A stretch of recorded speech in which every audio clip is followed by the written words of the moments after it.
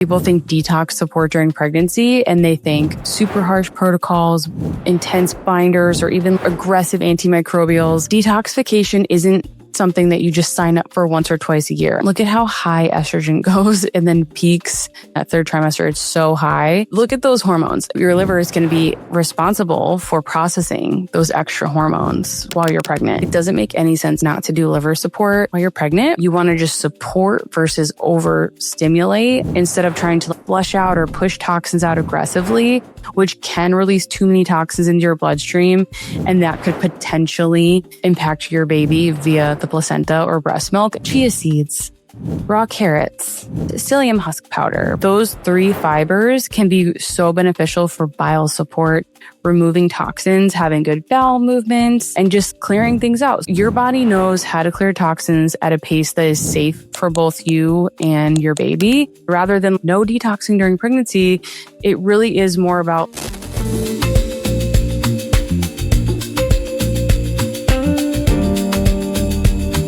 Welcome to the Hormone Healing RD podcast, where you'll get clear, practical guidance for your healing journey. I'm 𝗠𝗜𝗡𝗘, women's health dietitian and mineral expert.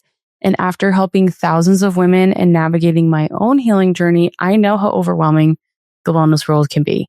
This show really aims to just cut through the noise with simple, research-backed insights on hormones, minerals, and what your body truly needs to heal. So let's dive into today's episode. I am talking about detoxification during pregnancy and breastfeeding, which is very controversial. I won't be checking the YouTube comments for this one, but I hope that you guys enjoy it. I just think everything gets taken out of context and blown up when it comes to detox support, liver support, drainage support, whatever you want to call it, during pregnancy and especially breastfeeding. And it just gets taken to the extreme. So you know that I'm all about avoiding those extremes. And I think that's why it gets the bad name, right? People think detox support during pregnancy, and they think super harsh protocols, intense binders, or even like aggressive antimicrobials. But detoxification isn't something that you just sign up for once or twice a year. I think this is what people get wrong when it comes to this topic. It is a natural process that is happening in your body all the time. And it's led by our liver, our kidneys, our skin, and our gut primarily.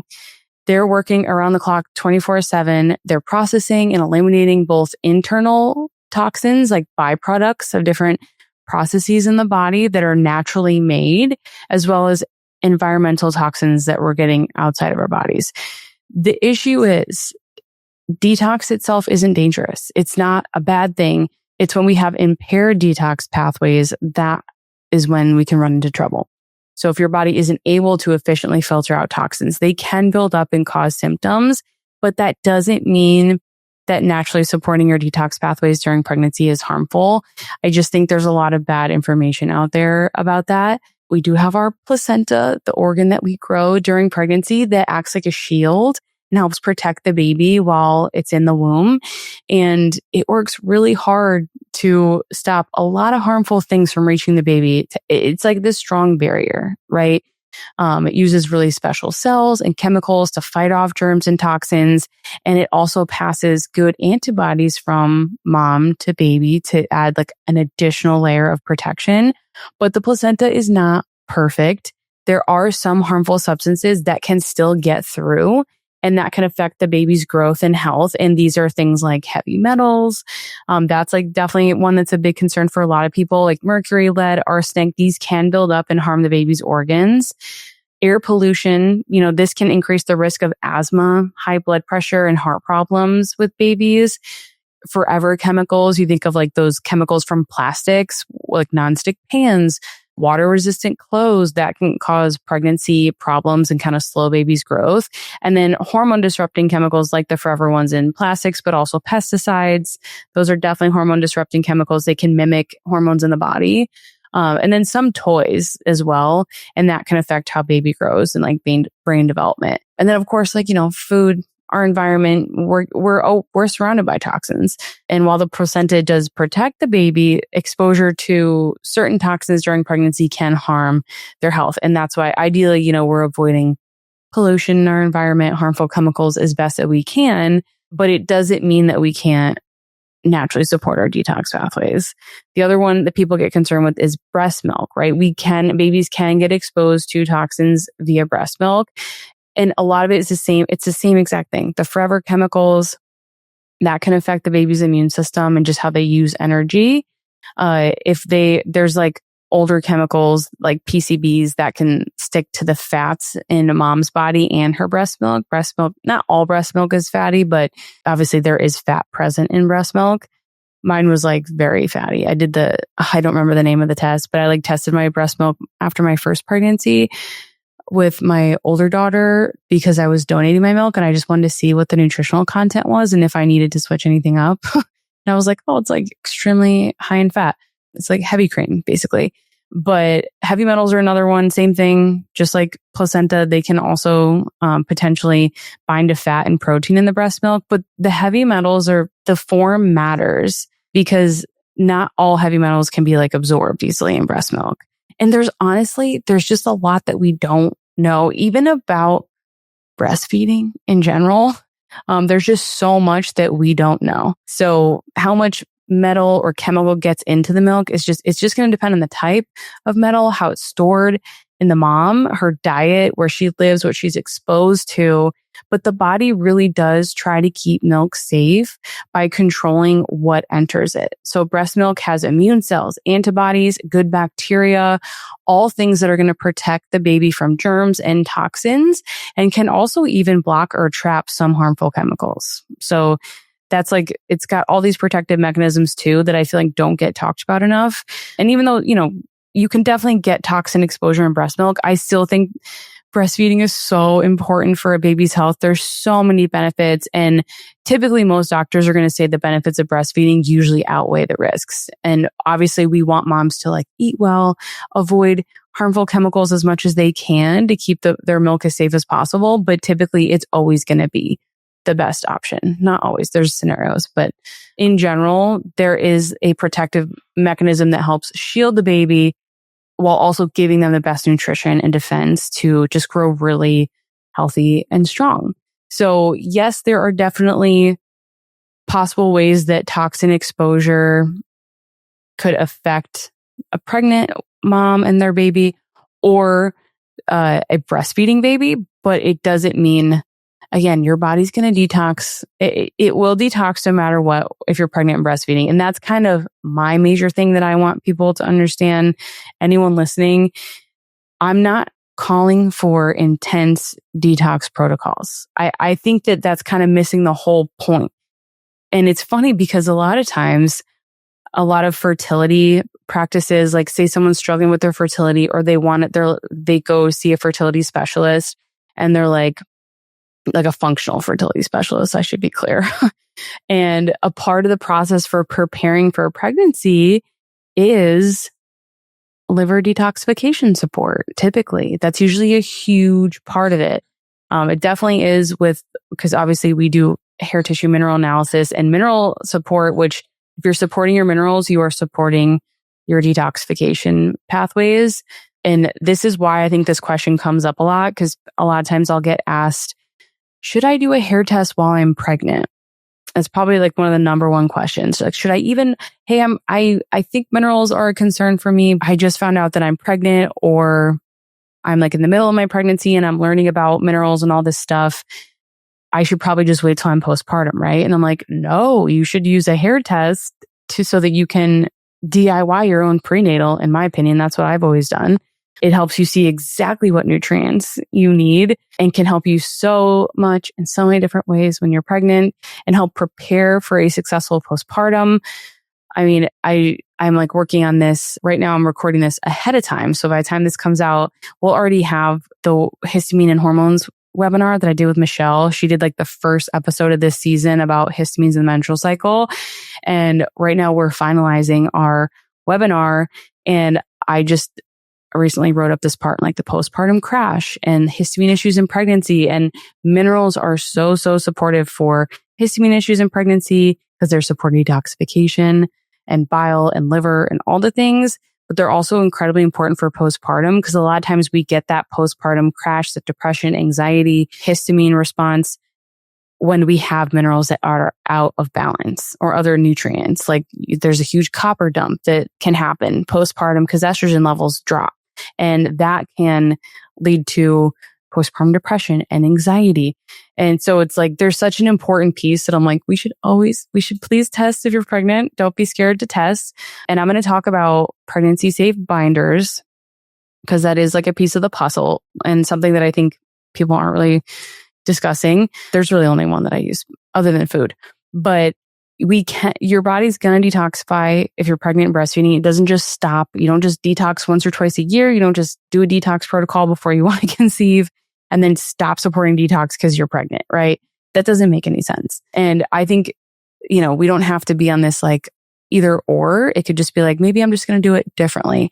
Or maybe you already have good foundations in place and you're just going to continue those. But I think that it's just understanding that your body is always detoxing. You want to just support versus overstimulate. I think instead of trying to like flush out or push toxins out aggressively, which can release too many toxins into your bloodstream, and that could potentially impact your baby via the placenta or breast milk. Again, we don't know a ton about this, unfortunately. Then you would want to just focus on supporting your built-in detox tools. That means like good hydration, nutrient-rich foods, gentle movement, having at least one bowel movement every single day, and rest and good sleep and things like that. And just really thinking of like, okay, what are like gentle aids, like good habits, like eating plenty of fiber. We talked about this a lot in the acne episode with Colleen, my nutritionist and holistic esthetician that's on my team.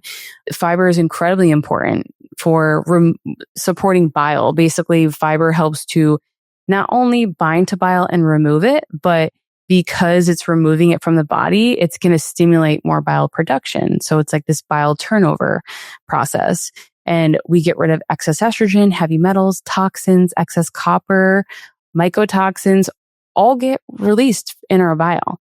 So that's why, like, I feel like people think like, oh, bowel movements is not that important. But if you're pregnant and you are constipated, I'm like, that should be a number one concern in my opinion, especially because hormones are so high. And I'm like, can I share this graph that I have? Let me pull it up because I actually I made this for, I'm so visual, and I made this for the webinar that the histamine and hormones webinar. These are the hormonal shifts in pregnancy. Okay. The green one is HCG. So, nothing crazy, but the estrogen, look at how high estrogen goes and then peaks, especially like week 40, throughout pregnancy though. It's like, it's definitely increasing during that second trimester, but man, that third trimester, it's so high. And then the blue dotted line, that is progesterone. And you'll see it peaks. It does drop off. And that's an important part of actually stimulating labor. But yeah, so look at those hormones. And that's why I'm like, it doesn't make any sense, like not to do liver support while you're pregnant, because your liver is going to be responsible for processing those extra hormones while you're pregnant. So there's a lot on the liver during pregnancy. And that's why we're going to go through the foundations of how to support your liver and the kind of drainage pathways while you're pregnant. And I would say these are also considered safe for breastfeeding. So it's just like you're trying to think, I'm going to gently aid it because I already know that my liver is under more stress. I already know that it has a much larger burden than previously because my hormones are so much higher. But the other thing is that I just think it's like, we have to like trust our bodies, right? Your body knows how to clear toxins at a pace that is safe for both you and your baby. Pushing detox too hard by I'm not recommending you take like a liver detox supplement or like do a protocol. I'm recommending, and obviously I'm a dietitian, but I'm not your dietitian. So you want to talk to your own provider and say, does this make sense for me? Because this could be a good general rec, but it may not actually be beneficial for you, depending on your own unique health history. So as I go through everything, keep that in mind, and also like maybe you've tried some of these and you're like, I just did not feel well. Trust that. So take what you like, leave the rest. I like to always say that because I think people, we learn things online and it can make you feel like, oh, I should be doing X, Y, and Z, even though, this doesn't really feel right for me in my head. but I'm going to do it anyway because you have like a fear that if you don't do it, then like something bad's going to happen. So don't make decisions out of fear and don't feel like you have to do anything that I'm saying because you don't. But trusting your body, I think, is important. Supporting different areas, I think, can be helpful. So rather than like no detoxing during pregnancy, it really is more about like supporting the foundations. And that's like what I often ask people. So when I got a lot of Q&A questions, and let me just pull up one as an example. Like, my liver is so taxed, but I'm breastfeeding and want to conceive. Or my liver seems so taxed, I have a lot more acne. This woman also, she's pregnant. She's got an increase in acne. I think she also has like some eczema. The question got like cut off. And then another woman is having gallbladder issues during her pregnancy. And she's like, doesn't think she can, we'll talk about 𝗘𝗣𝗜𝗙. And she's nervous about dandelion tea, 𝗘𝗣𝗕𝗙, things like liver and bowel support during pregnancy. And I'm like, because she's like, I don't want to push my liver too hard. I don't want to detox too much, which yes, we don't want to push it too much, but also it's like, what do you need detoxification support, or do you really just need to work on your foundations? Because all of those things are what's going to support your detox pathways naturally, like eating enough food. That I would say this is like number one, making sure we're getting plenty of protein. We need protein, amino acids. That's what protein breaks down into to support, especially phase 2 of liver detoxification. But protein's incredibly important. It also, like protein, like animal proteins, they're going to have a ton of other nutrients too. I think of like zinc. Zinc's great for detoxification, like if you're eating red meat or seafood or something like that. Iron is a really big nutrient that you're going to be getting from animal proteins. But you also, on the other end of the spectrum, like yes, we need animal foods. We also need plant foods. Like fiber is very important. And I know I talked about this so much in my episode with Colleen, but in case you did not listen to the acne episode, if you don't have acne, fiber is really important because of how it binds to bile and removes that toxins from the gut. It just really acts like a sponge. Like, and I did get a couple questions about binders when I put up that question box on Instagram about, are there pregnancy safe binders that you can take? A lot of this again is in relation to hair mineral testing, since obviously that's like primarily what I do. Because in my Master Minerals course, I do recommend using a binder when you're supporting your minerals because it naturally supports your detox pathways.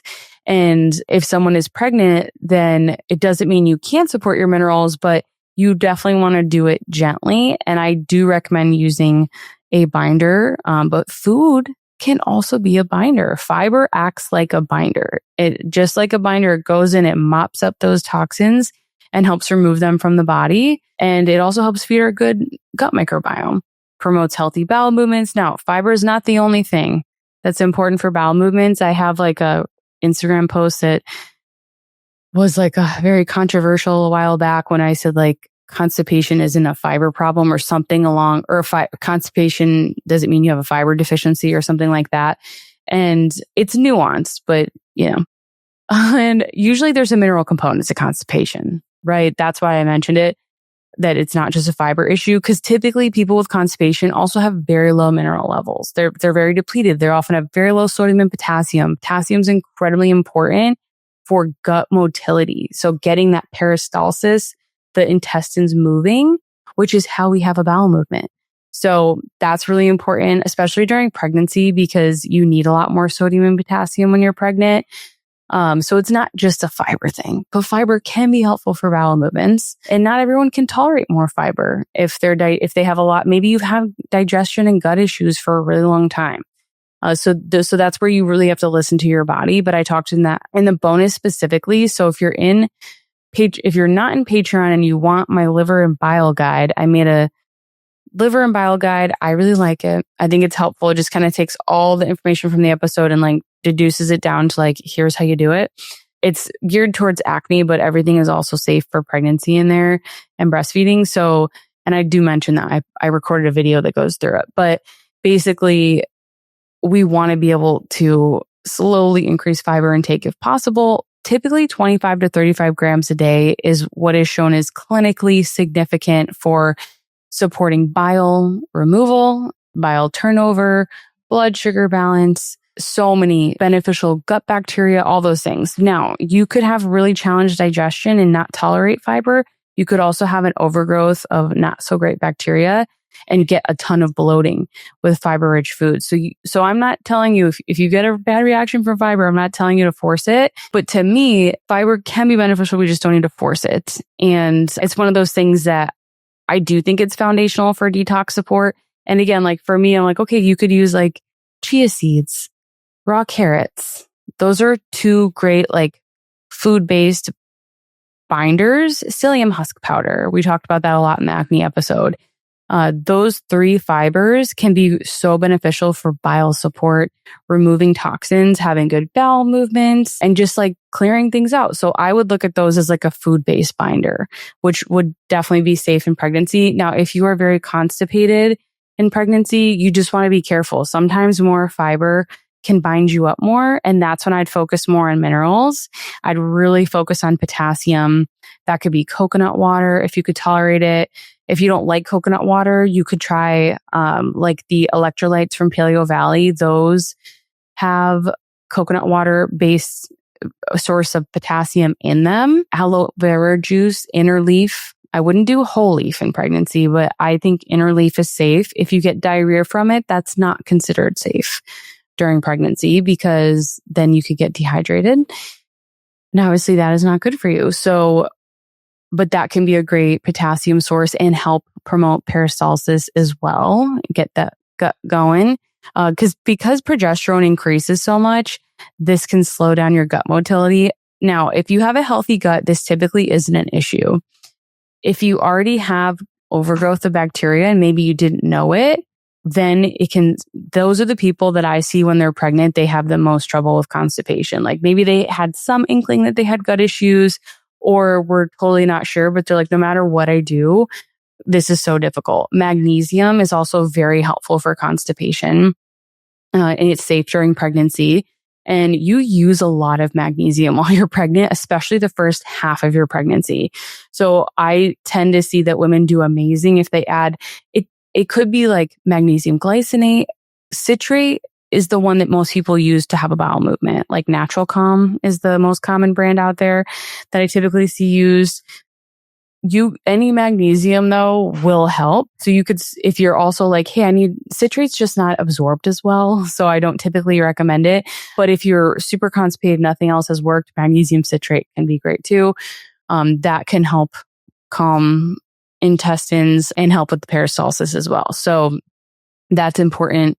But even if you're already taking some magnesium glycinate, for example, you could just take more and see if that helps you have bowel movement. So those are other things where you got to be pooping every single day. And if you increase, be mindful with increasing fiber. And then circadian rhythm support. This is a huge one.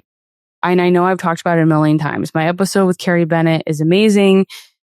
I truly do think it can be as simple as getting natural light in your eyes first thing in the morning, blocking blue light at nighttime, trying to take light breaks during the day. I'm wearing my yellow Raw Optics circadian rhythm glasses, I think they call them. I don't wear these all the time when I work, but now that my husband's home, I have like longer work blocks. So I'm on the computer for more than just like half an hour at a time with my kids, So I notice a huge difference if I wear my glasses or not. My eyes aren't bloodshot. And if I'm like staring at my computer for 4 hours straight, it's like a huge difference for me. So this is supporting my circadian rhythm because I'm getting less artificial blue light from my computer. And then after I'm done working, I will go outside and take a quick light break, just take my glasses off.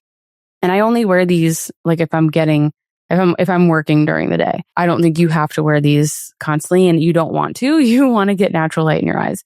But basically supporting your circadian rhythm is going to be getting that natural light in the morning, getting light breaks during the day, blocking artificial blue light at night. It can be as simple as that. Just trying to spend more time outside, honestly. That it's going to support your stress hormones. It's going to support your sex hormones because you can have pretty big hormone imbalances when you're pregnant too. I see a lot of women that have excess estrogen and then a lot of histamine symptoms that kind of come up with that since estrogen drives histamine issues. And then circadian rhythm is also incredibly supportive for your gut, your digestion, everything. So it's one of those things and of course, detoxification, because we detoxify primarily at nighttime. So we want to support our circadian rhythm, get really good sleep. all those things.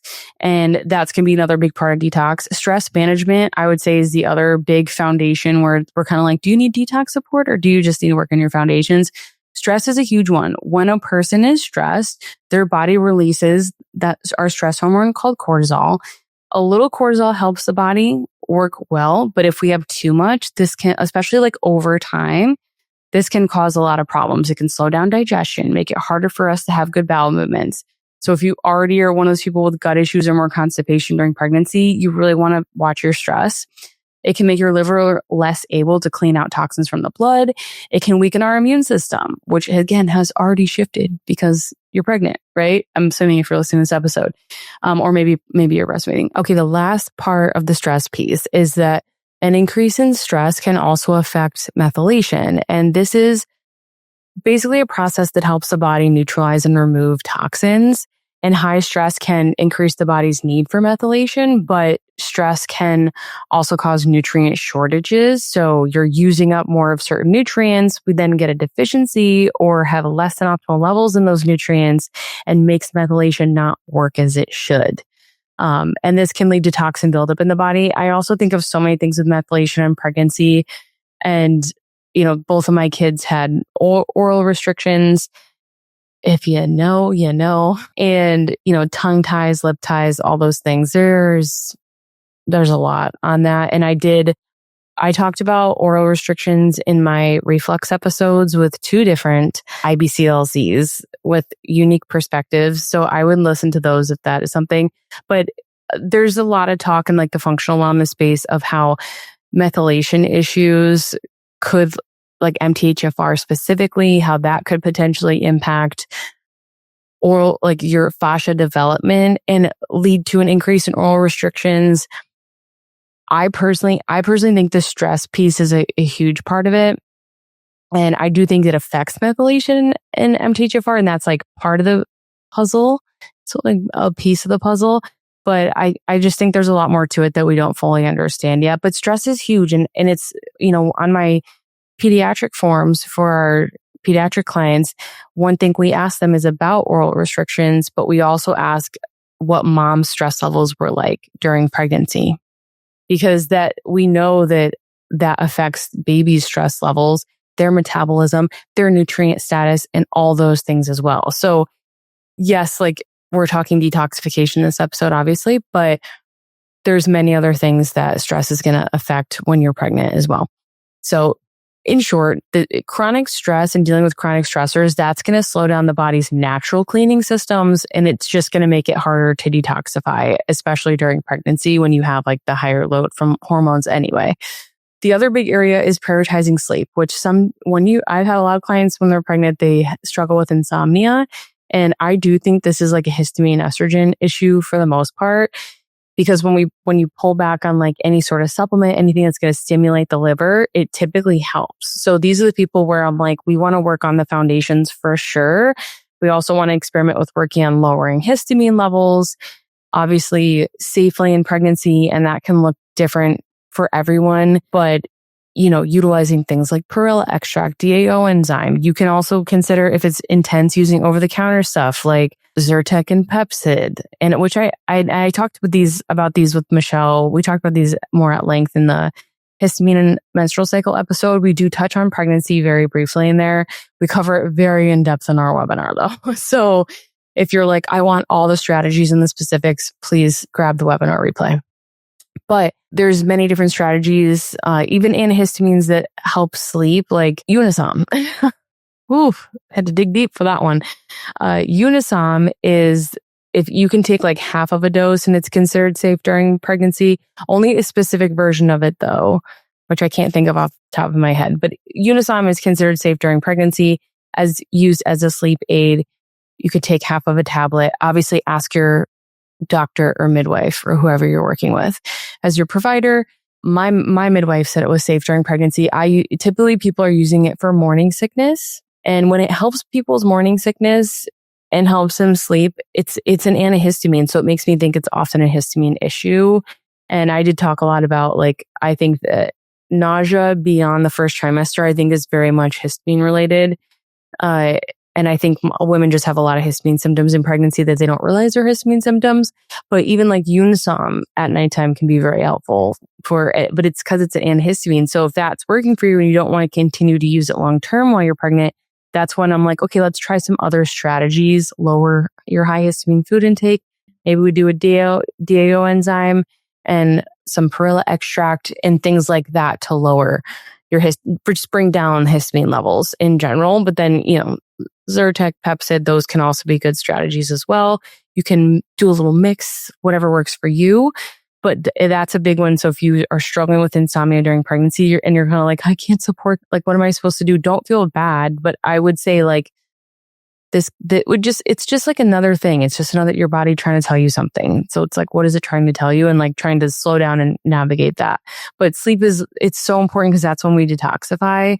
But that's also when like your histamine levels can be higher because your histamine bucket it's overflowing from all day long.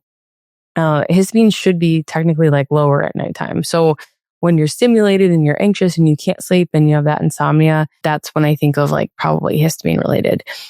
And so it's like liver detox obviously happens, but it's also really important for your brain, repairing your brain. So it's one of those things where like the brain creates more space between its cells at night when you're sleeping. And this helps flush out toxins and waste that build up during the daytime. And it's kind of like it's like opening up like a plumbing system in your brain to wash away anything like harmful. It's also important for your liver, helps remove toxins from the blood. And again, it's like that supporting your circadian rhythm. This is like another one that's going to help support sleep. So that's usually where I start. And anyone that's histamine, I'm like, we have got to talk about light. It makes such a big difference. And when you don't get enough sleep, the brain and the body are typically not going to be able to clear out toxins well. So this is what I'm like, how can we work on routines? What's your nighttime routine look like? That's huge. But also like, what are you like during the day? Are you constantly going? Because if you're pumping out stress hormones all day long, you could just have, again, this goes along with circadian rhythm, but our stress hormones should like rise and then they should fall throughout the day, get to their lowest peak at nighttime. And so if that's not happening for you, and because maybe you have some circadian rhythm dysregulation, just too much artificial blue light at night.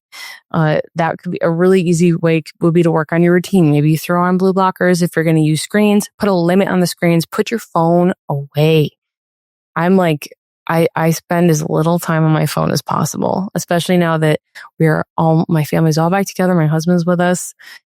He's out of the military. I always found myself on my phone so much when we're separated because I want to send him pictures of the girls. We got a FaceTime. Like he wants to be kept in the loop and I miss him. Right? So I'm like, wow. But I noticed a difference in like my mental health, my focus, my reactions. As soon as I start getting like very dysregulated and I can't normal things that the girls do, I start to get stressed out. I'm like, I got it. If I just take a little detox from my phone, it just changes everything for me. I feel very strongly, even though I have a business online, I'm like, everyone should spend less time on their phone. And you can still learn online. This is the number one pushback I get, but I learned so much online and I really enjoy it. I'm like, so set a specific time. And also if you feel like there's so much for you to learn, just learn one thing at a time. Like I have everyone on social media muted, except for like I'll unmute like certain accounts if I'm so into like everything neuroplasticity in the brain for, I would say like the last like year. So my only like unmuted accounts are like nervous system brain stuff. So that when I go online, if I want to do a little scrolling, learning or get like inspired, then that's all I'm seeing. I'm not seeing anything else on my feed. So you could do that because I mean, you could go to the extreme to unfollow people, but sometimes I'm like, I don't want to have to remember like what their username was and stuff in the future. So that could be a way of like, maybe you're like, I want to just learn about minerals. So I'm going to just follow these like hair tissue mineral analysis accounts, whatever, for the next like month and like see how I feel, see what I can learn versus like having all these different scattered things in your feed. Or one of my clients, she's been really into knitting recently. And she's like, I started taking up knitting and she's like, it's a whole new world. And she's like, I started to get really overwhelmed because she's also following like all these other accounts. And I was like, just mute everyone else and just follow the knitting people. And she's like, you should see my For You page. It's amazing. It's like the best thing ever. It's got all her main interest right now. So I think you can use your phone technology and social media in like such amazing ways, but it's like, you got to be smart about it.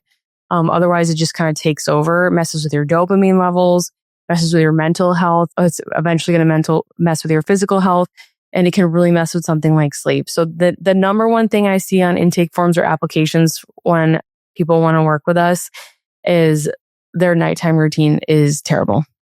And they're like, I have all these things. Well, they have an ideal nighttime routine, and then they have what they actually do. And it always includes scrolling on their phone. And I'm like, we can't do this. It's a big no.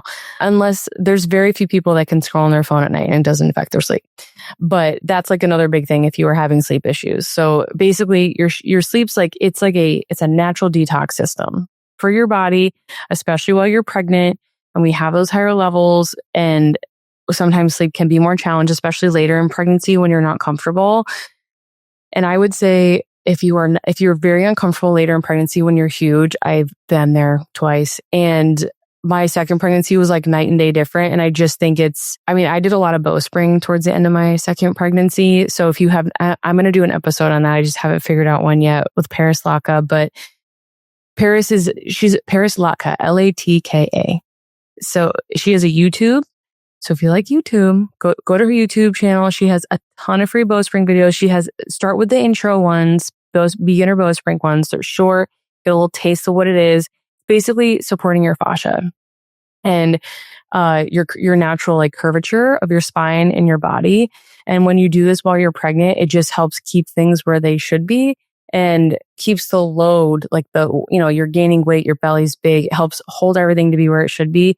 And if you can transfer that posture to your sleeping, it's so helpful for while you're pregnant. And then also postpartum, if you bed share and you're sideline nursing at night, like I've been doing for over 3 years straight. I don't think, like, everyone talks about like, like your neck hurting or your shoulder and all that weird stuff from like co-sleeping and stuff. And I'm like, you got to do bowspring. It'll get rid of all those pains and stuff like that for you. It's not for everyone, but I think it's like physically everyone should care, but like the practice, some people don't like it, but I really enjoy it. And I like the way Paris teaches it the best. I've taken classes from 4 different practitioners and she's my fave.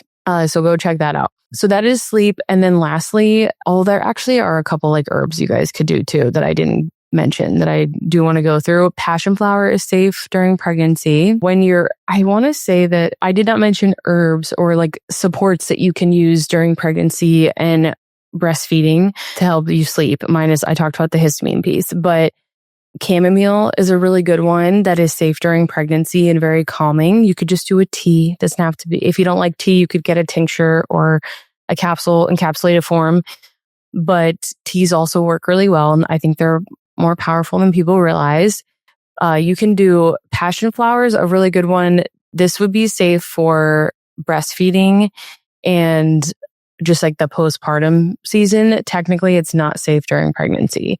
Although I've seen it used in small amounts in like pregnancy safe tinctures. So I don't know. It's pretty much every herb is like debatable. Even like valerian root. I love valerian root for sleep. It is safe while you're breastfeeding.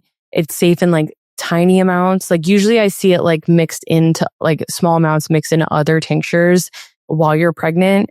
So same thing with passion flower. Like it's debatable. There's not a ton of research, typically considered safe in small amounts, but obviously you want to talk with your provider. But valerian root, so helpful. Knock you right out. If you're breastfeeding, it's safe. Not breastfeeding, obviously you can do it postpartum.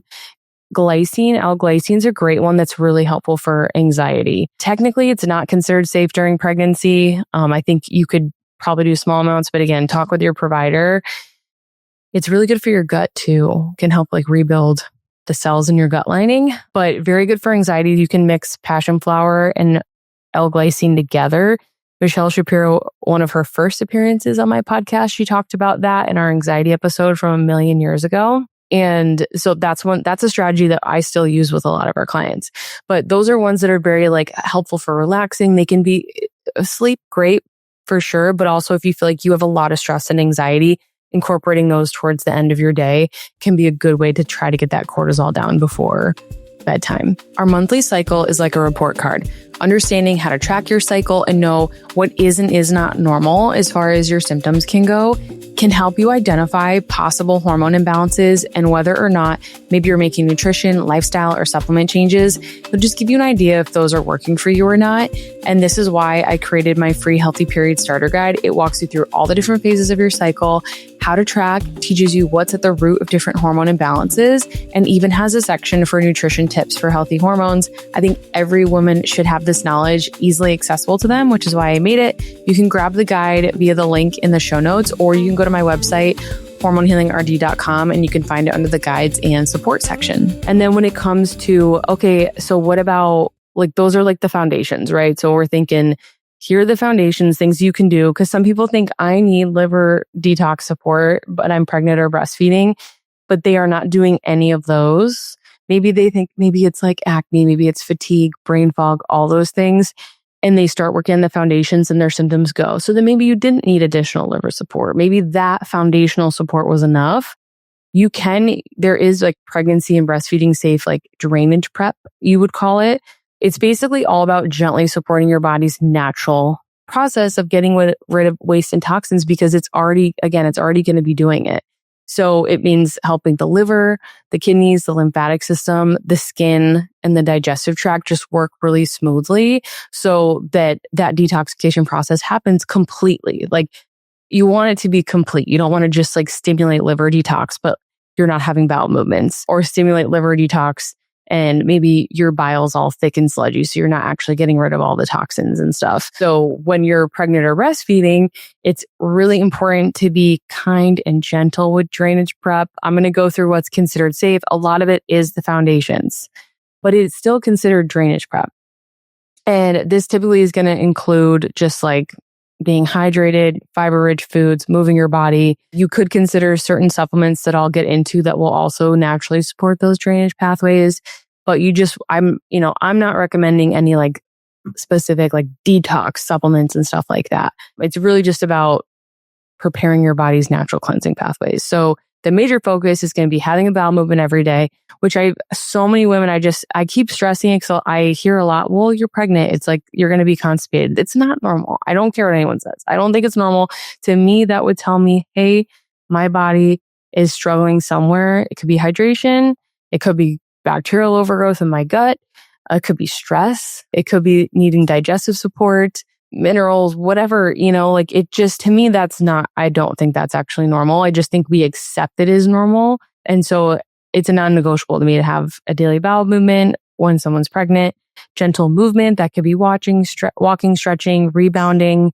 If you're not a high risk pregnancy, I get this question a lot, is rebounding on a like small trampoline safe?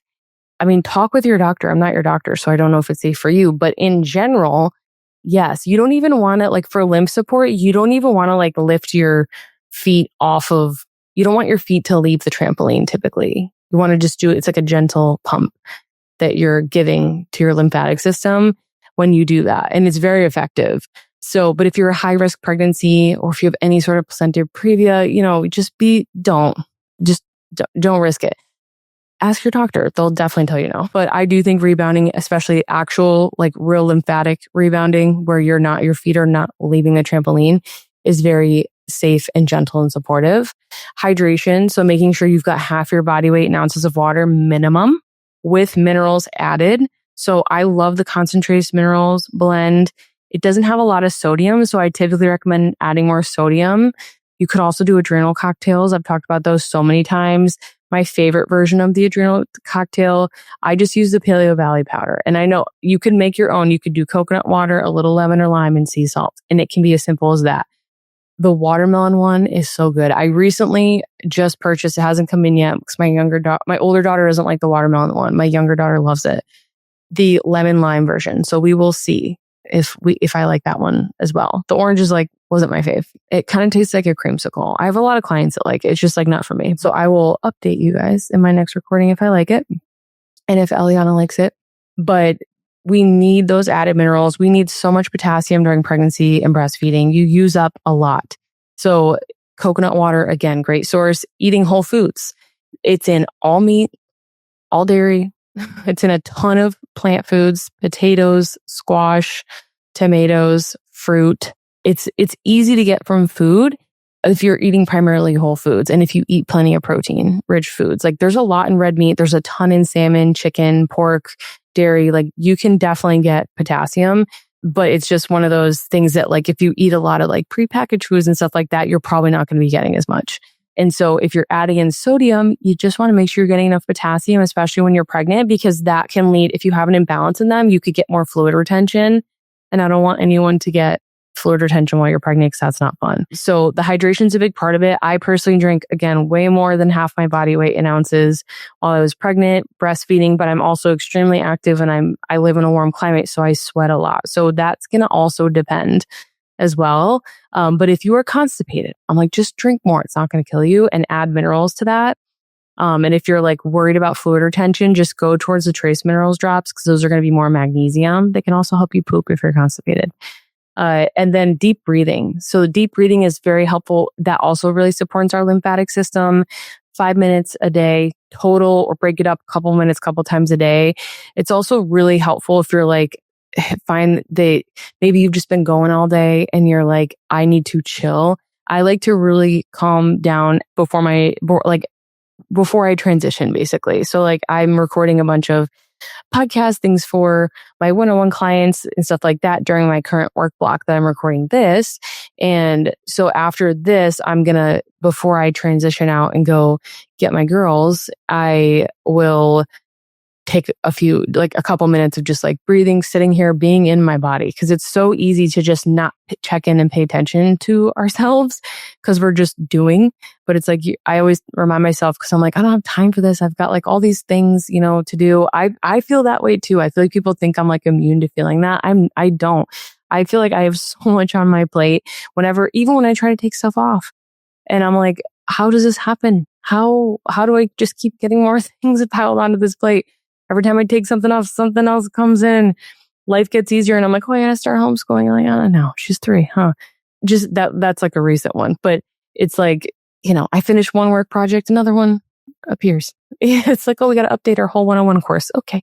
So there's always something. And I've just learned that it's like, it's not all about taking things off of your plate, doing less. Ideally, you want to be realistic with what you can accomplish in a day. But I think the biggest thing for me, especially like working from home, being a mom, and a lot of times doing those both at the same time, is in those little transitions in the day, just taking that time to just slow down, check in with myself. And it's just something I feel like is not, harped on enough. So I'm harping on it. And then intentional nutrients can be really helpful as well for drainage prep. So potassium-rich foods I already talked about. Sea salt or Soleil water. If you want to do that, you can Google how to make it. It's literally just fill probably like a fourth of a glass mason jar with sea salt, fill the rest with water, shake it up really good, let it sit on your counter overnight, and then all the salt should be gone and absorbed into the water. That can be great. That could be great if you're nauseous during pregnancy too, to have that like first thing in the morning. But that is sea salt, incredibly nutrient dense in sodium, but also other trace minerals. Vitamin C is another really good one. It supports bile, our gut, our kidneys, obviously our immune system. But a lot of people don't realize that it's actually really important for bile and gut and our kidneys as well, which all of those are very important for our detox pathways, right? Those are part of the process. So vitamin C rich foods, that's an easy one. Or if you're like citrus, any fruit is going to have it. Broccoli, peppers, all that kind of stuff is going to have it. And then if you're someone that's like, it's very supportive for your adrenal glands too. If you're like, I am pretty darn stressed, maybe you don't have it in your prenatal or any supplements that you're taking. I love like a good 𝗘𝗜𝗡𝗏 powder or like a whole food vitamin C, something like that. Paleo Valley has a whole food vitamin C too. That's a good product. Magnesium is another really good one. You could do an oral supplement. Like if you're constipated, magnesium, number 1. Epsom salt baths are also great. Those are great for pregnancy and postpartum. Love those. Taurine is a really beneficial one too. It's really big for bile. It basically helps make bile salts. So it helps with the production of bile. It helps with supporting bile flow. And then it helps with sulfur production, which is important for detoxification as well. I'm like, I just generally say like 500 milligrams is safe. And unless you've done a hair test and you need more, but that's like a safe amount. Cause if you have too low of minerals, sometimes you just don't want to overdo it. But taurine's a great one. I love that one. It is considered safe during pregnancy in small amounts. And it's great, super calming for the nervous system too. It has blood sugar benefits. It's one of those, like it does like a million different things. Choline is another really supportive one. This one is important for bile production. It's helpful for bile flow. It's really important just for like gut and having a healthy gut balance of like good and bad gut bacteria, candida, all those things. And so you can obviously get this from food, from eggs. If you eat 3 eggs a day, you're going to meet your choline needs. Sometimes we want to do a little more to support those drainage pathways. I love the product Body Bio PC. This is a great supplement option. It's considered safe during pregnancy, and they have a encapsulated gel version and then like a liquid version. There is a little bit of technically ethanol in the liquid, which I like did not ever notice until I had someone ask me about it. And I was like, oh, there it is. It's like a gel. It's almost like if you ever tried like a liposomal supplement or something, it has like that kind of texture. But that's another really, really good one. And it's pregnancy safe liver support too. And then it's also great for your gut. And then milk thistle and dandelion root, also very supportive. Pregnancy safe. Again, you could just do teas. I wouldn't do the milk thistle and the dandelion root though, like if you don't already have your foundations in place. And if you think you have histamine issues, I wouldn't do them. Just because they can support the liver detoxification. And so you don't want to stimulate that like too much if you have histamine issues. So those are just some pregnancy and breastfeeding safe general liver detox drainage support. And then for advanced detox support, I would say this is advanced, but you could, and this is a question that I got, so I'm making sure I answer it. Should we take a binder during pregnancy as a rule? Was the question I got. I don't think it has to be used as a rule, but there can be different things that give you information that you need one. So number one, it could, like if you have high heavy metals on your hair test, like I would use a binder because you want to make sure those leave in bile. I'd also eat plenty of fiber because those heavy metals are going to leave via the bile. And so you want to just make sure that, again, you're always detoxifying. We're not trying to necessarily like stimulate heavy metal detox, but if they're already present, you might as well take a binder to absorb them and help them leave. And so that's like a really big one. If you're supporting your minerals at all in pregnancy, I would say like use a binder because like I talk about this in my Master Your Minerals course, because again, like mineral support supports our detox and drainage pathways naturally. And so you can start to move things. Again, we're probably moving them anyway, but typically strong binders like you don't want to use in pregnancy, like things like charcoals, zeolites. I don't use zeolites a lot regardless, but I do like citrus pectin. I honestly like citrus pectin for like everyone. It's a very, very gentle binder. It binds to things and cleans them up like a sponge or a mop, like mopping all those toxins up.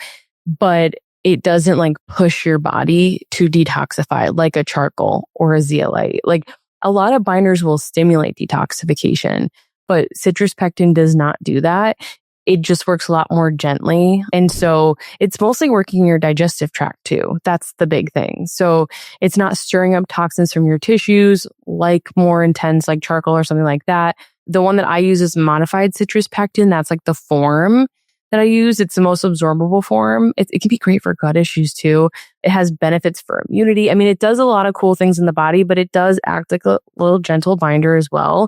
And if someone's ever like nervous, I'm like, just increase your fiber intake. Chia seeds, psyllium husk fiber, raw carrots, cooked greens, beans, if you tolerate those. That fiber does a very similar action with the bile because it will bind to it and remove it from the gut. So you don't have to go the supplemental route. I mean, if you're someone that's doing hair testing and experimenting with minerals, I would. But yeah, citrus pectin is definitely considered safe. I also got a question about castor oil packs, and I was like, oof, I know this is a big topic. I wouldn't do them during pregnancy. Castor oil, when taken orally, can help speed up labor. So why do it topically? Also, like do you really need intense detox support while you're pregnant, or do you need to work more on your foundations? It's typically going to be the foundations and some of that pregnancy safe drainage prep. That's what I would be focusing on. It topically is considered safe while you're breastfeeding, as long as you aren't putting the castor oil anywhere near the baby may ingest it or touch it, which, I'm like, everyone's different with their postpartum journeys, but with breastfeeding and stuff, it's like, I wouldn't like do a castor oil pack, have it on your skin and then nurse your baby without like cleaning off your stomach, like common sense things like that. But you never know. So technically it's considered safe as long as the baby's not ingesting it. Now, there's really no research on castor oil packs and the impact on detoxification while breastfeeding. So we don't know, is it going to increase the toxic release? Is it going to into breast milk? We don't know. Again, I just feel like if you need something like that while you're breastfeeding and postpartum, if you have all your other ducks in a row first, and I would definitely use a binder. I would take it like right before I did the castor oil pack. And you have to take it away from food because the citrus pectin will bind to nutrients in food. So that's the other thing that makes it a little tricky. It is like similar to other binders and that will bind to food, but it's just one of those things where it's like, is the castor oil pack going to move the needle for you? If you have a lot of gut issues, it can help lower cortisol, but I guess it just kind of depends. I'd be like, why do you feel called to do a castor oil pack? Again, and if they hadn't done a hair test, I wouldn't do it because I would want to know, are they moving a lot of heavy metals? Because if so, you want to know, there's supplements you could take that could potentially help protect baby's brain from things like that, from heavy metals and stuff. But it's like, do you really need that? And are you having daily bowel movements? Are you already doing plenty of fiber in your diet? What is your mineral status? There's so many things that I would consider way before adding in castor oil packs. I just think it's like, is it totally necessary? And I think in the beginning when you're nursing a lot too, it's just too stressful to try to time it.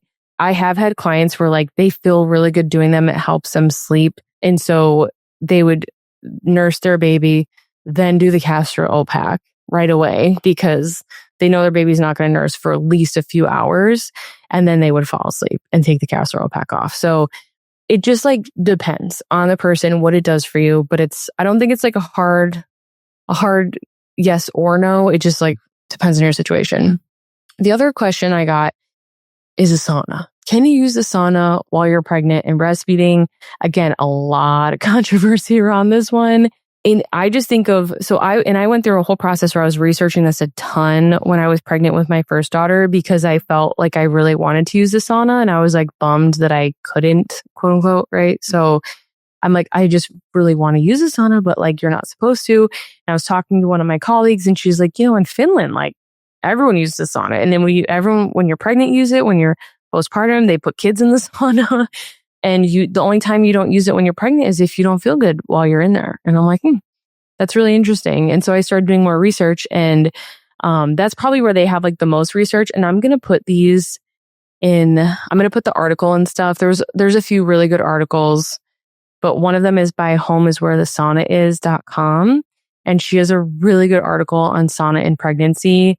And basically she goes through that Finnish culture and how it's a deeply rooted tradition. And for them, the statistic is 80 to 90% of pregnant women continue using traditional saunas throughout pregnancy with no increased risks of birth defects or pregnancy complications.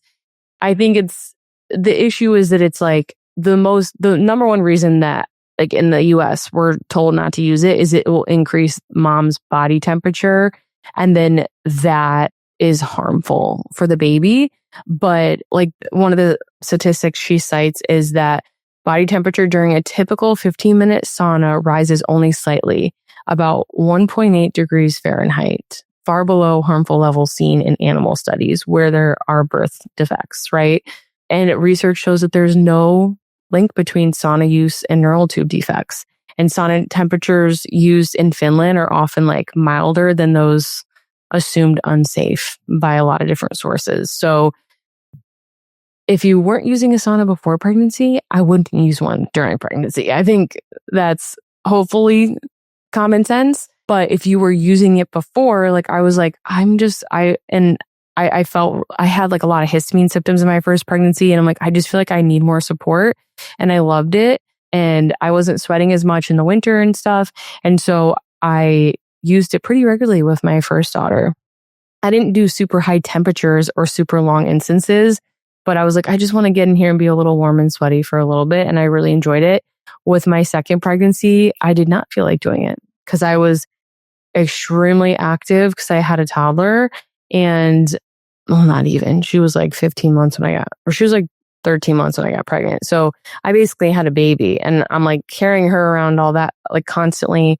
I was in Florida for a huge part of my pregnancy in the hottest time of the year. And so I was already sweating a lot and I'm like, I don't feel like using a sauna. Like it hasn't even like crossed my mind. And so for me, like I would just say like, do things intuitively. Like if you used it before pregnancy, then, and you don't have you're not high risk pregnancy or anything like that, figure out what's best for you. I can't tell anyone what to do, but I just think there's so much fear mongering when you're pregnant. And then you look at other cultures and you're like, oh, this is actually considered very normal. And there is research on this. And it's funny. And I sent this one article to my midwife the first time I was pregnant. This is when I found all this information when I was digging through all this. And I was like, look, like your body temperature doesn't even like rise enough to harm the baby. And like there's no birth defects were found in these studies and like on humans. And a lot of this research that we're using in the US is just on animals. So she was like, wow, that's like really interesting. She, again, she's like, you were using the sauna like before you got pregnant. So, I wouldn't do it in the first trimester probably just because there's a lot going on in that first trimester. But when I was like, halfway through my pregnancy and definitely my third trimester, I was really histamine and I'm like, I really want to use the sauna right now. And it brought me like a lot of relief and comfort. But again, didn't even need it my second pregnancy. So you got to kind of go with, I think, your gut and read the information. I'll put the articles. There's a lot of research articles too. That's like a very big common question. And then I did use a binder when I used the sauna. So I would take citrus pectin before I went in. And that also I didn't have kids then, so I could use the sauna whenever I wanted. So it wasn't hard for me to time it. I usually did it at night because it helped me sleep. Again, very histamine, right? So that affected my sleep during my first pregnancy. It wasn't terrible. I'm a pretty good sleeper, but even having my sleep a little disrupted, I'm like, it makes me feel like death. So it was bad for me, I would say, but for a normal person, they'd probably be like, that's really not that bad. But I would do it at night. So I would make sure that I didn't eat any food recently, take the binder, then do the sauna session, then shower and go to bed. So you just have to, you got to time it. But I do think, it does support detox pathways, sweating and stuff. And I'm like, I'd just rather be safe than sorry. I'm just going to take a little citrus pectin, not a big deal. But then of course, I didn't have like a high risk pregnancy. So, and I was using it for many years before I got pregnant. And then postpartum, I think this is the tricky thing with like breastfeeding. I've just seen it affect everyone differently. So like for me, I felt like it increased my milk supply. So it was like great for me. I've also seen someone where they notice a dip in their milk supply. I think that hydration has a huge part of this. So I was doing lots of adrenal cocktails. There's always minerals in my water. And I was extremely hydrated. So if I weren't and I were sweating and supporting detox pathways, of course that could affect your hydration status and that can affect your milk supply. So that's something to consider breastfeeding. And then I personally, again, similar to castor oil packs, postpartum, because I use the sauna now. Like I love it. I mean, my youngest is 18 months now. So and I would say she's nursing less, but she's really not. I'm like, when is this going to slow down? Never, apparently. So, but she nurses like I kind of know like the times of day that she's going to want to nurse for the most part, unless she's teething. And I will just try to time it where I'm using it. I just go and I nurse her before I go in the sauna, honestly. Typically I do the sauna after I work out and I just try to time it all together. Like I'll go turn it on, start my workout. It's warmed up by the time I'm done with my workout. And I only do like 10, 15 minutes in there. And I don't do a lot in the summer because it's just so hot. Or in Florida or in North Carolina where I was previously. I mostly use it like in the cooler months, but it was that's really, I just try to time it like that for ease in my schedule and trying to incorporate it. And so after I'm done working out, I'll see if Amaya wants to nurse and then take binder. Typically I take a binder. I'm like pretty much always supporting my minerals because I had 2 kids in 2 years. I've done like lots of hair tests, lots of mineral support in that time frame in the last 3 years, and we want to have a third. And so not soon, don't worry. But I'm like really trying to like replenish, support my health, recover from being a military spouse, most stressful times in my life ever. And it has used a ton of my resources between pregnancy, postpartum, breastfeeding for so long, and like stress. And so that's kind of what I'm supporting now. And so because I'm doing a lot of mineral support, I pretty much always have a little bit of a binder that I'm taking. I just do citrus pectin because it's not too intense. It's very gentle. And I'm always like pregnant or breastfeeding. So that I don't time it with my sauna use now because I just typically take it once a day anyway. So that's what I do. You got to do what feels best for you. I also have been like, if I had like a ton of heavy metals or, present on my hair test or something like that, like we've had clients with like really high uranium or arsenic or aluminum, I don't think that I would be like pushing detox more with sauna if I were nursing or pregnant. I would really just be doing mineral support, liver support, binder support to make sure I'm getting all those out of my body, and pooping every day, hydration, all the foundations I already talked about. So that's what I would feel safe doing. I wouldn't do like additional sauna, stuff like that. I just don't think you don't want to go too fast and you don't want to go too hard because it's not just you that it's affecting. It could also affect your baby. So, and then I think, postpartum with breastfeeding, it also depends on like, again, are you like, I didn't use a sauna when I was like a month postpartum. I just personally didn't feel like it. And I didn't want to, it's like, there's no eating schedule or anything, at least not for my baby. So I just nurse on demand. And especially before they're eating real food, it's kind of hard to like time it. But again, if I wanted to use it, then I would just nurse, then go use a sauna. If I wasn't already taking a binder, then I would take one. And I would personally feel safe. But it's, again, if this is where like questions like this, I'm like, well, what is your health history like? Do you have a huge history of a toxin exposure? Where did you live? Did you grow up with a lot of pollution around you? Again, all that stuff they can get exposed to that without supporting detox pathways or using a sauna. They can. It can get through the placenta. It can get into breast milk. But, just taking all those things into consideration and know, like, is this right for me is very important. So overall, it's like, do you really need detox support, or do you need to work on more of those basic habits and daily things versus like jumping to the more advanced support like castor packs, like sauna, things like that. The one last question I want to answer is red light therapy, because I got a question about like, is red light therapy safe, and does this like stimulate detox, or it's because there's a lot of saunas have it. Mine does have red lights in it. Red light therapy is considered safe during pregnancy and breastfeeding. I used it throughout. Like, I love red light. All of mine. I've used red light therapy for like 8 years now, and I absolutely love it. And it can actually help increase milk supply for breastfeeding mothers because it helps improve blood flow. So it enhances circulation to the breast tissue, and that helps to deliver more oxygen and nutrients, which can support milk production. It can reduce inflammation. And this basically, if you have a lot of inflammation and that gets reduced, that can ease breast tissue swelling and discomfort and just create like a better environment for milk production. And then it can be a stress reducer. So if you're reducing stress hormones and supporting relaxation, if you look at a lot of like the lactation tinctures, herbal blends and stuff, a lot of the herbs are for bringing cortisol levels down, because that can have a huge effect on milk production. And then also like sex hormones, insulin, blood sugar balance, all things that are going to affect your supply. Stress can just inhibit those lactation hormones. So that's another way. But there are clinical studies that show red light therapy can increase prolactin levels. That's a hormone that boosts milk supply or milk production, and it can also help mothers experiencing nipple pain and inflammation. And like, so it's kind of like indirectly supporting that like milk flow. So I think that it could be incredibly helpful.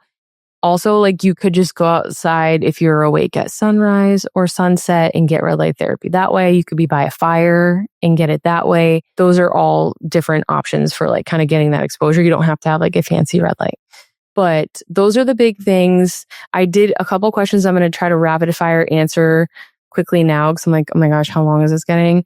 Okay, so would this help with extreme hyperemesis? I think that extreme hyperemesis is a histamine issue. So yes, the general things I've recommended will help, but there's always going to be a histamine component. So I would listen to the episode I did with Michelle and then consider watching the replay of our webinar. Vitamin B1's also, there's research on that now and B1 deficiency and that being part of a root cause for hyperemesis. Someone asked about coffee enemas being safe for breastfeeding. There's no research. It's just like hard to know, like, will the toxins go right into the bile and be excreted or are they going to enter the breast milk? Like, we don't know. But I would just be like, why do you need coffee enemas when you're, again, like, what is the reason for that? Is there something we could be doing better with how we take care of ourselves on a daily basis? If you're constipated, I'm like, okay, we got to look way deeper than coffee enemas, but I think it's just kind of like, why? And then I got a question about 𝗬𝗓𝗘. Can I take that while pregnant? It's, there's a lot of animal studies that are super promising and they use 𝗬𝗓𝗘 treatment during pregnancy. It showed it reduced blood pressure, improved fetal body weight, and enhanced uterine artery function without any negative effects on the baby. But we don't have any research on humans, of course. It is one that I've used myself personally while pregnant during my first pregnancy because again, super histamine, got a little bit of that gallbladder pain. And I was like, nope, not happening to me. Taking 𝗬𝗓𝗘 right away. And I never had the pain again. So I just think you have to talk with your provider. It's literally like a bile salt. So it can be too detoxifying for some, for sure. But I think if you take a small amount, like I felt safe taking it. I've had a lot of clients that take it on their own because they have a history of cholestasis or gallbladder issues in pregnancy. And they're like, this has helped me in the past. Like, I feel safe taking it. I'm going to continue. And then they don't have any issues in future pregnancies. So it's like most doctors that I've talked to, like they're totally fine with their clients taking it. It's just like the amount that they're taking and like, are they tolerating it? Just because it can be very helpful for certain things. But if you have like a ton of bacterial overgrowth, you could have a lot of loose stools and you got to be careful. You don't want to get dehydrated. So it depends on the person. She asked about dandelion tea. You can definitely drink that when you're pregnant.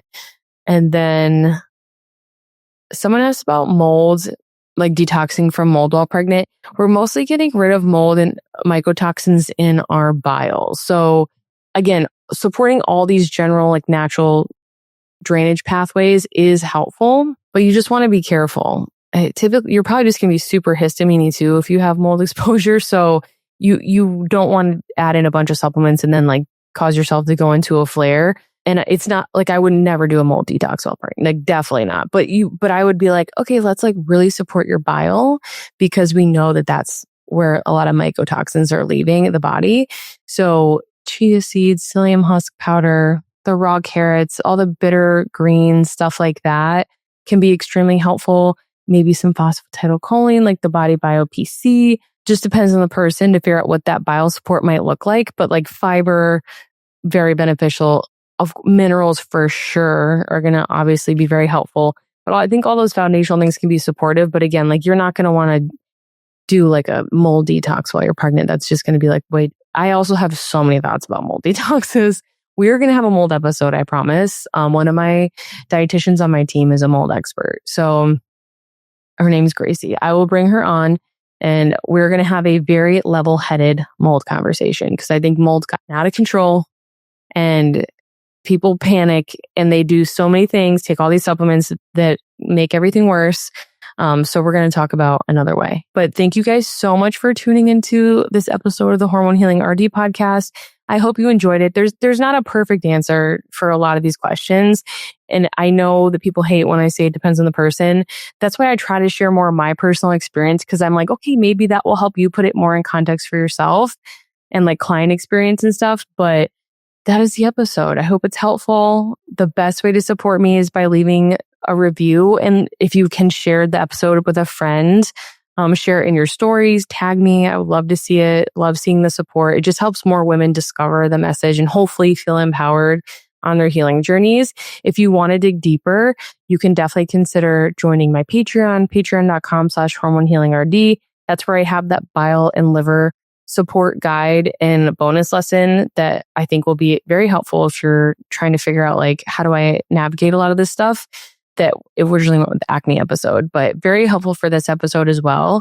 And then of course I have my feminine periodical newsletter that goes out every Sunday at 6 p.m. Eastern time, where you get lots of exclusive tips. I share tools in there, behind the scenes stuff, what's coming up, free trainings, all that stuff. But that's it. You can find the link for that in the show notes. But I'm so glad you're here. Thank you for watching. If you made it to the end, thank you.